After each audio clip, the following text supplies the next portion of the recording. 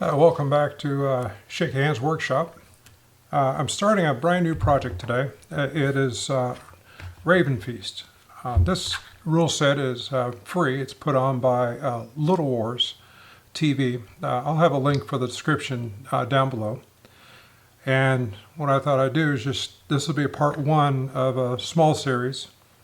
I wanted to kind of lay the groundwork on some different things I've done a little different with these type of miniatures. These are going to be quasi-historical in as far as paint goes, but I'm not going to get wrapped around the axle about whether or not it's completely historically correct and all that. I've done that in the past with Napoleonics and even bolt action figures as well. With this, I've just done some research and found some answers to some questions about what were the common types of dyes and that type of thing. More for myself than anything else, just so I don't produce anything that looks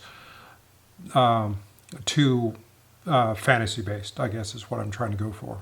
A little more real, if you will. The miniatures I'm using for this are from the Foundry. These are Viking reinforcements. These, I think, are originally for the for games like Saga, which I'd played Saga before, found it okay, not really to my liking, but I've got basically 50 miniatures covering everything from a Jarl to Herdmen to Bondi and Thralls. I got 3 casualty figures. I'm going to paint them up, even though they're not used, as far as I can tell, in Ravenfeast. I've yet to play the game. Some guys at my local club are playing that, and it looks like a lot of fun. There's been a lot of work getting that up and running, and terrain and all that type thing. And that's one of the things I'm going to go with also. One of the things I've done a little differently with this is normally when I paint miniatures, I would put on the grit and the like after I've got everything painted.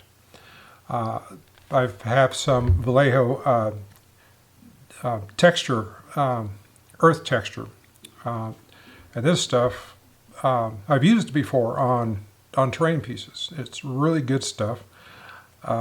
If you're concerned about scale, when you have figures, this ground looks like it would be to scale. Like if you were to use baking soda or something like that, it would give you that same type of that grit level, if you will. And so I went through, and after I mounted the miniatures on the bases, I went ahead and put this stuff on, just to kind of get that layer of grit down, and then I'll flock and do everything on top of that. Going back to the paint, so looking at it, after looking at what was available, or looking at the different types of paint, I selected some stuff that I have in my palette range, which is Vallejo is the primary color I use. I use two of the Vallejo ranges, the model color and the game color. And what I found is that I've got a series of blues, like 3 or 4 colors of the blues, blues, green, some white variations, off-white, ivory, that type thing. Even some reds and pinks. Come to find out that the more you dip something, the darker it gets. Of course, back then, the more you dipped it, the more expensive it became. So, and there's a little history lesson for you. One of the things I'm adding to this collection is ochres. I have about 3 or 4 different ochre colors, and they seem to be a nice, what I would think to be a more common type of color. I'm thinking of people who lived on the farms or rural areas where they wouldn't get a vibrant green or a vibrant brown, that type of thing. So I'll be using these as kind of like a default to a lot of colors, but even got a couple grays in there as well. And the reds were considered expensive, so I'm going to relegate those to the leader types. And the purple, according to some tree laws, about 1300, violet was extremely expensive, and this will be relegated to just the nobility or any type of royal persons. Now, as far as metallics go, I don't do the non-metallic metals. I don't have time for that. It's great. I think it's a wonderful skill, but for me, I just don't have that patience to do it. I've got everything from the chainmail, natural steel, and the silver. Silver will be for more of my like highlights and that type of thing. Natural steel, I think, is a nice base color. Chainmail, kind of a mid-tone, and then the silver over top of that. And then I've chosen bronze, copper, and some brass. The bronze I see will be used a lot more than things like brass. Copper will be used a lot. And then gold, like an old gold, will be used as well, but more sparingly, again, for more affluent individuals. And then my skin palette will be probably a mixture of dark flesh and basic skin tone as a start, and then probably highlight into more of the basic skin tone. Again, I'm not going to spend a whole lot of time on worrying about, is this guy sunburned or isn't he? As long as they look passable.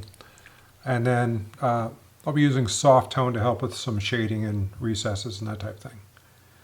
And I really like this stuff from Army Painter. These quick shades. These are really nice.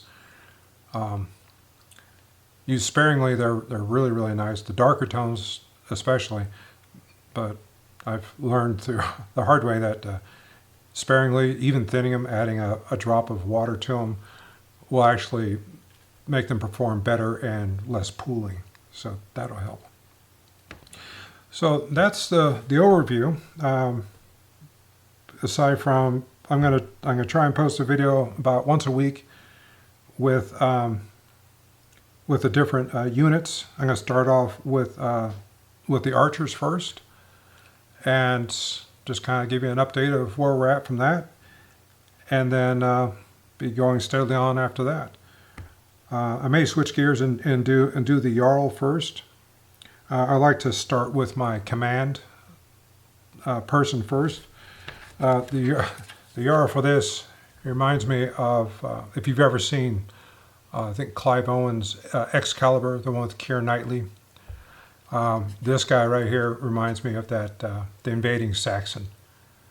He's a beast compared to everybody else. He's just like almost a full head taller than everybody else. Just big, thick guy. So he's going to be my Jarl. This is actually the standard bearer. Going to probably make him just a spearman, I think. But we'll see. But anyway, that's a quick overview. And I'll have some more, hopefully I have a video up next week. All right. Appreciate y'all stopping by. Let me know what y'all think of the project so far. And any advice or anything like that, please feel free to comment.